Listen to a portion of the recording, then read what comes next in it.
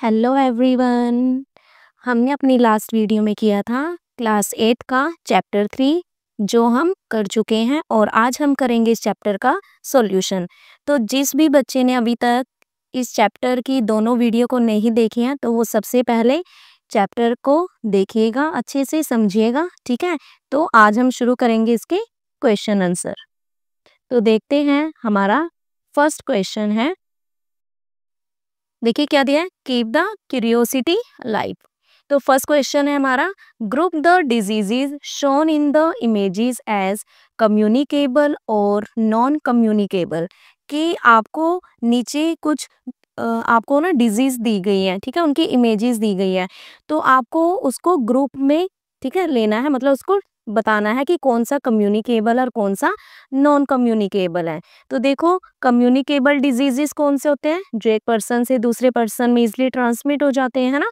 तो इसमें क्या होगा, जो आपका कोल्ड एंड फ्लू, ठीक है, ये है आपका, ये आपका कम्युनिकेबल डिजीज होगा। देन टाइफाइड, टाइफाइड भी आपका क्या होता है, कम्युनिकेबल डिजीज, ठीक है। एंड चिकन पॉक्स, ठीक है, जो ये आपका चिकन पॉक्स है। और इसके अलावा जो आपका डायबिटीज एंड अस्थमा है, ठीक है, ये आपकी क्या हो जाते हैं, नॉन कम्युनिकेबल, ठीक है, नॉन कम्युनिकेबल डिजीज में आ जाते हैं, जो कि एक पर्सन से दूसरे पर्सन में ट्रांसमिट नहीं होते हैं। नेक्स्ट क्वेश्चन देखते हैं।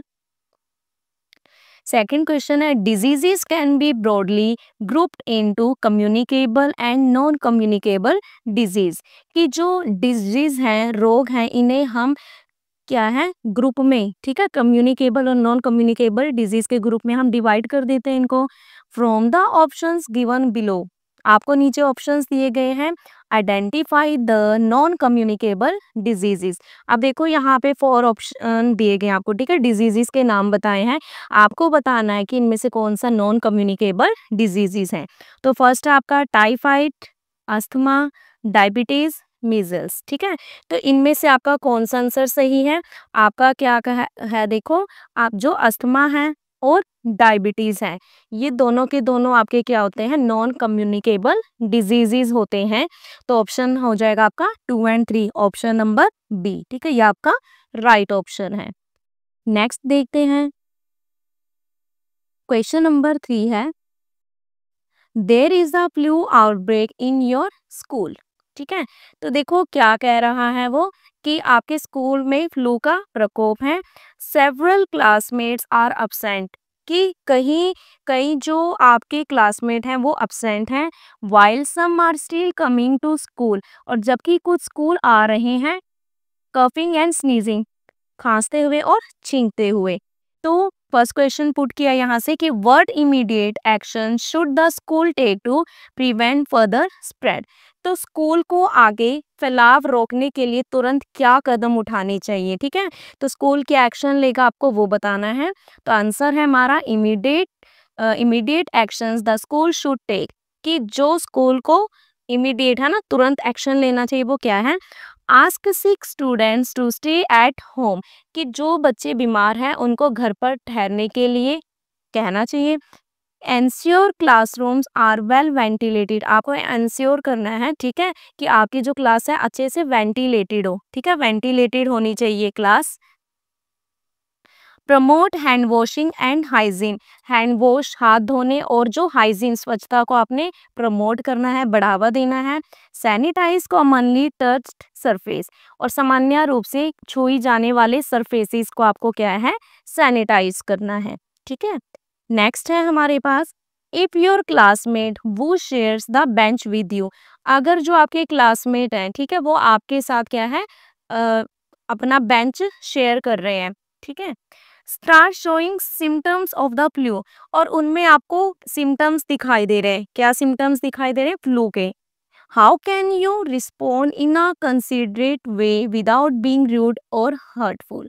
तो आप बिना रोके, ठीक है, बिना रूड बिहेवियर के, उनको बिना हर्ट किए, ठीक है, बिना दुख पहुंचाए, आप किस तरीके से, संवेदनशील तरीके से आप अपना रिस्पॉन्ड देंगे।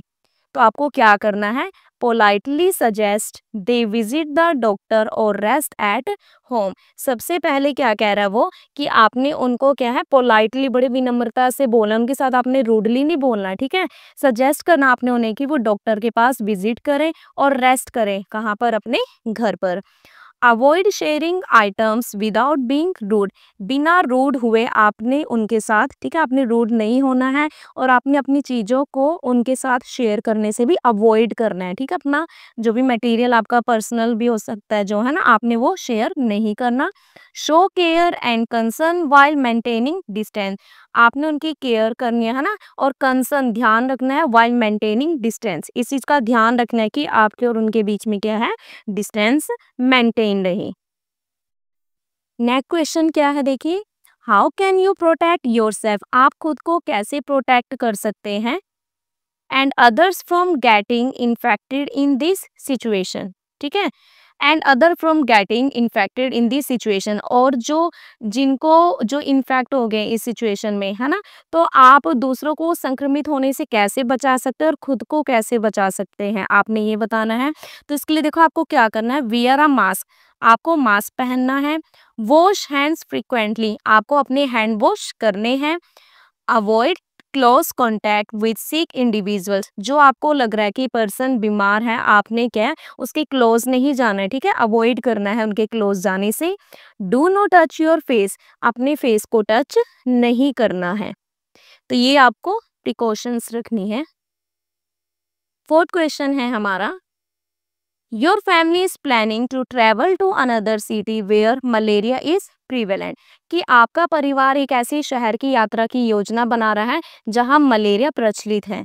तो फर्स्ट क्वेश्चन है, what precautions should you take before, during and after the trip, तो आप क्या सावधानी रखेंगे, ठीक है, यात्रा से पहले, यात्रा के दौरान और बाद में, आपको क्या क्या प्रिकॉशंस, क्या क्या सावधानियां बरतनी चाहिए। तो देखो क्या है, मलेरिया प्रोन ट्रैवल प्रिकॉशंस, की ऐसे, ठीक है, मलेरिया प्रोन, जिस एरिया में मलेरिया है, ठीक है, तो वहाँ पे आपको सावधानियां रखनी है, क्या, बिफोर, पहले क्या सावधानी रखोगे, take medical advice, medical advice लेनी है।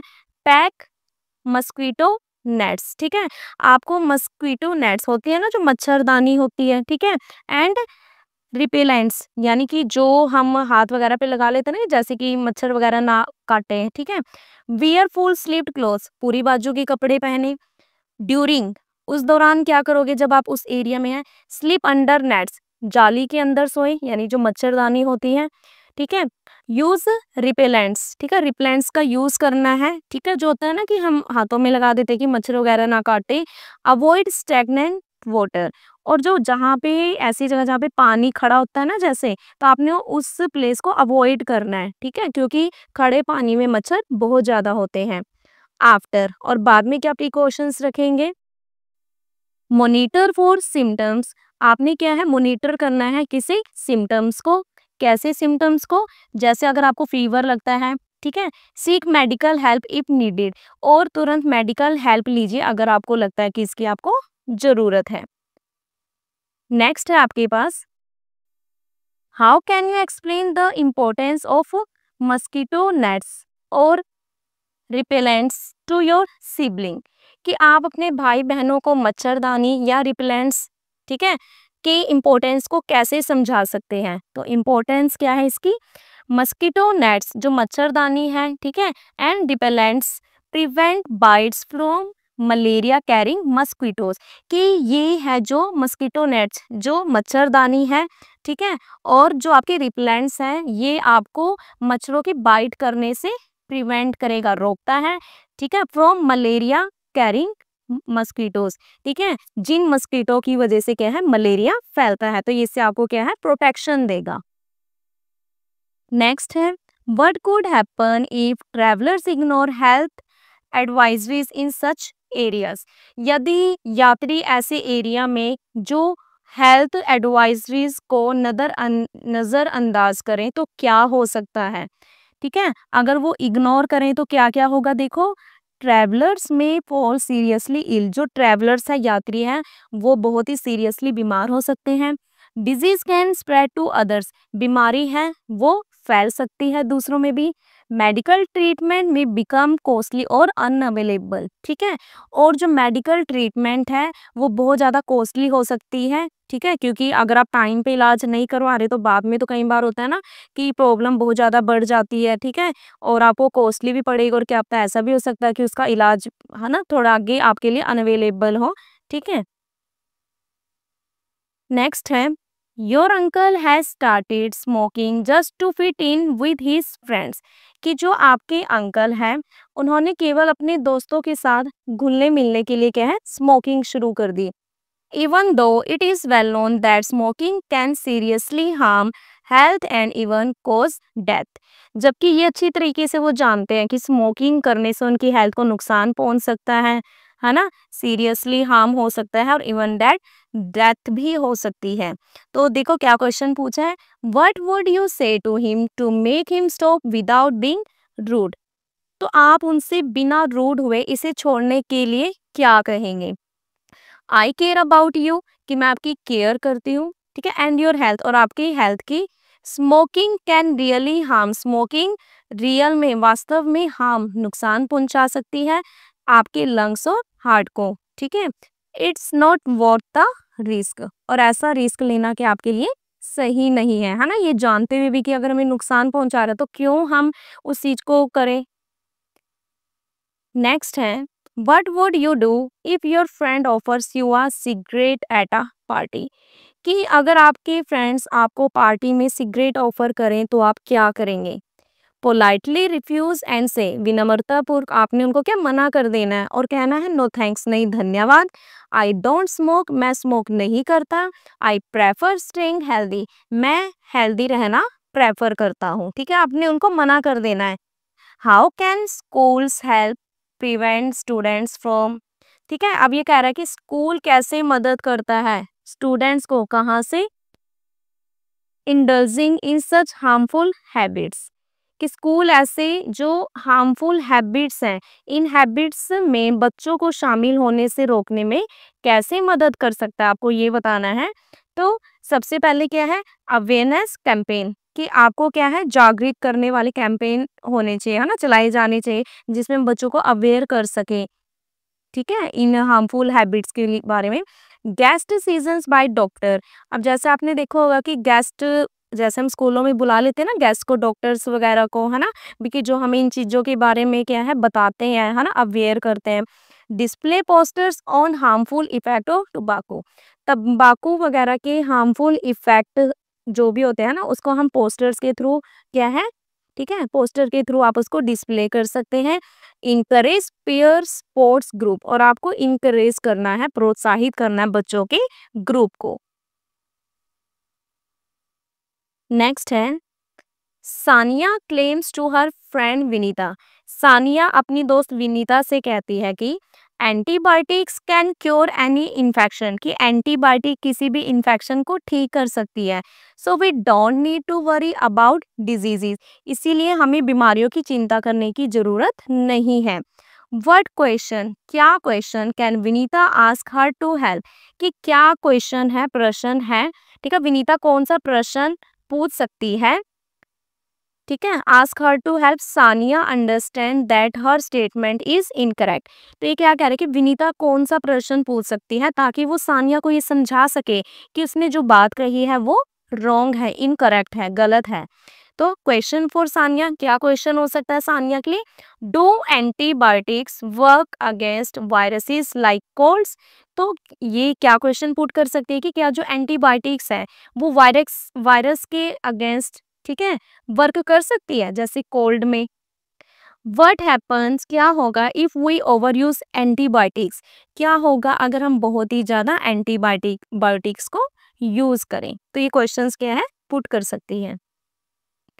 नेक्स्ट क्वेश्चन है हमारा the following table contains information about the number of dengue cases reported in a hospital over a period of 1 year, ठीक है। तो देखो नीचे आपको टेबल दी गई है, उसमें एक साल की अवधि में हॉस्पिटल में जो रिपोर्ट किए गए डेंगू मामलों की संख्या की जानकारी दी गई है, ठीक है। पूरे के पूरे साल के देखो बताए गए इन्होंने कि कितने जैसे सीरियल नंबर, ठीक है, ये आपको मंथ दिया है और यहाँ पे नंबर ऑफ डेंगू केसेस कि कितने केसेस आए हैं।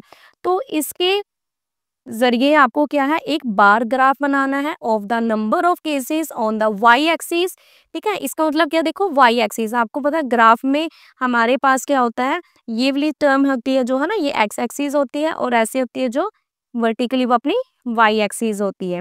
तो वाई एक्सिस पे आपको लेने हैं नंबर ऑफ डेंगू केसेस, ठीक है, और एक्स एक्सिस पे लेने हैं आपको मंथ को लेना है और एनालाइज करना है, critically analyse your findings and answer the following, ठीक है।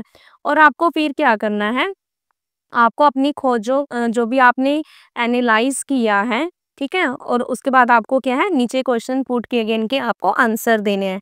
तो देखो इन विच 3 months were the dengue cases highest, कि किन 3 महीनों में सबसे ज्यादा डेंगू केसेस सबसे ज्यादा थे। तो आप सबसे ज्यादा देख सकते हो, देखो किसमें, जुलाई में, अगस्त में और सितंबर में, है ना। इन 3 मंथ में 65 केसेस हैं, है ना, सबसे ज्यादा यही केसेस हैं। तो हम लिख देंगे इसका आंसर जुलाई, अगस्त, सितंबर, और कितने केस थे, 65 केसेस ईच। अब सेकंड क्वेश्चन है, in which month were the cases lowest, सबसे कम केस किस महीने में थे। तो देखो सबसे कम केस किस में है, इसमें जनवरी में, ठीक है। बाकी सब में क्या है, ज्यादा है, तो इसका आंसर आ जाएगा हमारा जनवरी, ठीक है। और कितने हैं, 10 केसेस हैं। थर्ड है, व्हाट नेचुरल और environmental factors during the peak months might contribute to the increase in dengue cases, कि पीक महीनों के दौरान कौन से जो भी एनवायरमेंटल या जो भी नेचुरल कारक थे जिन्होंने डेंगू मामले में क्या किया है, उसको बढ़ने में योगदान कर सकते हैं, मतलब कैसे बढ़ सकते हैं। तो देखो वार्म टेम्परेचर, ज़्यादा गर्मी हो, ह्यूमिडिटी हाई हो, and stagnant water during the rainy season, है ना, बारिश के मौसम में पानी खड़ा हो जाता है। क्रिएट आइडल ब्रीडिंग कंडीशन, जो क्रिएट कर देते हैं ब्रीडिंग कंडीशंस, ठीक है, फॉर एडिस मॉस्किटोस, इस एडिस मॉस्किटो के लिए, इंक्रीजिंग डेंगू केसेस, और जिसकी वजह से डेंगू के केसेस क्या है, बहुत ज्यादा बढ़ते हैं। नेक्स्ट है, suggest a few preventive steps, आपको सजेस्ट करना है कुछ स्टेप्स, ठीक है, प्रिवेंटिव रोकने के लिए स्टेप, दैट द कम्युनिटी और government can take before the peak season to reduce the spread of dengue, कि डेंगू के फैलाव को कम करने के लिए पीक सीजन से पहले जो कम्युनिटी है और गवर्नमेंट कौन से कदम उठा सकते हैं। तो कौन से कदम उठा सकते हैं, प्रिवेंटिव स्टेप्स, पहला है क्लीन स्टेगनेंट वाटर, खड़ा पानी है जहाँ पे आप उसको क्लीन करवाएं। स्प्रे इंसेक्टिसाइड्स, इंसेक्टिसाइड्स का स्प्रे करें, आपने देखा होगा ना, जैसे मच्छर हो जाते हैं जब, तो आते हैं कई बार, जैसे कि हर गली गली में स्प्रे करने के लिए। रेज अवेयरनेस, आपको अवेयरनेस फैलानी है। डिस्ट्रीब्यूट मस्कीटो नेट्स, और जो मच्छरदानी है ना, जो मच्छरदानी होती है उसको डिस्ट्रीब्यूट कराना है। 8 क्वेश्चन है, imagine you are in charge of a school health campaign, कि इमेजिन कीजिए कि आप एक स्कूल स्वास्थ्य अभियान के प्रभारी हैं, इंचार्ज हैं। What key messages would you use to reduce communicable and non communicable diseases, तो कम्युनिकेबल और नॉन कम्युनिकेबल डिजीजेस को कम करने के लिए आप कौन से मुख्य संदेशों का, मैसेजेस का उपयोग करेंगे। तो की messages for the school health campaign, ठीक है, तो क्या मैसेजेस होंगे, वॉश हैंड्स रेगुलरली, ठीक है, रेगुलरली हैंड वॉश करना है। ईट बैलेंस्ड मील्स, आपको संतुलित आहार खाना है। जंक फूड को अवॉइड करना है। से नो टू स्मोकिंग और ड्रग्स, आपको स्मोकिंग और ड्रग्स के लिए नो कहना है। टाइम पे आपको वैक्सीनेट करवाना है, टीकाकरण। डेली एक्सरसाइज करनी है। गेट इनफ स्लीप, पर्याप्त मात्रा में नींद लेनी है। रिड्यूस स्क्रीन टाइम कम करना है, फोन वगैरह होते हैं ना, इन चीजों का कम से कम यूज करना है। कीप सराउंडिंग्स क्लीन, और अपने आसपास को साफ सुथरा रखना है, ठीक है, आपका सराउंडिंग जितना क्लीन होगा उतना ही आपके हेल्थ के लिए भी वो अच्छा होगा। नेक्स्ट देखते हैं question number 9, It is recommended that we should not take an antibiotic for a viral infection like a cold, a cough or flu. ठीक है, क्या कह रहा है कि ये रिकमेंड किया जाता है कि हमें सर्दी, खांसी या फ्लू जैसी वायरल इन्फेक्शन में एंटीबायोटिक नहीं लेनी चाहिए.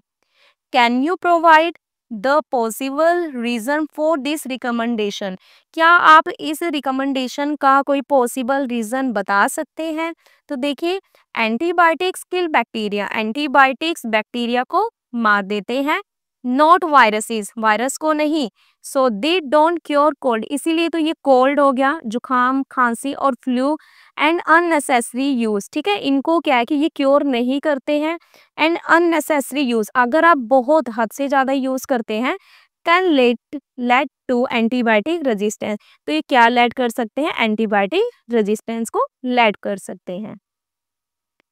क्वेश्चन नंबर 10 है, विच डिजीजेस अमंग द फॉलोइंग में स्प्रेड, कि नीचे इनमें से दी गई कौन सी बीमारी तब फैल सकती है?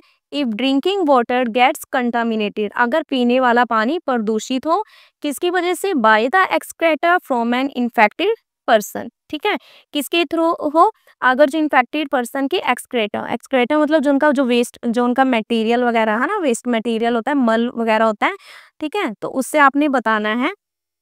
तो देखो इन्होंने क्या कहा, हेपेटाइटिस ए है, ठीक है, ट्यूबरकुलोसिस है,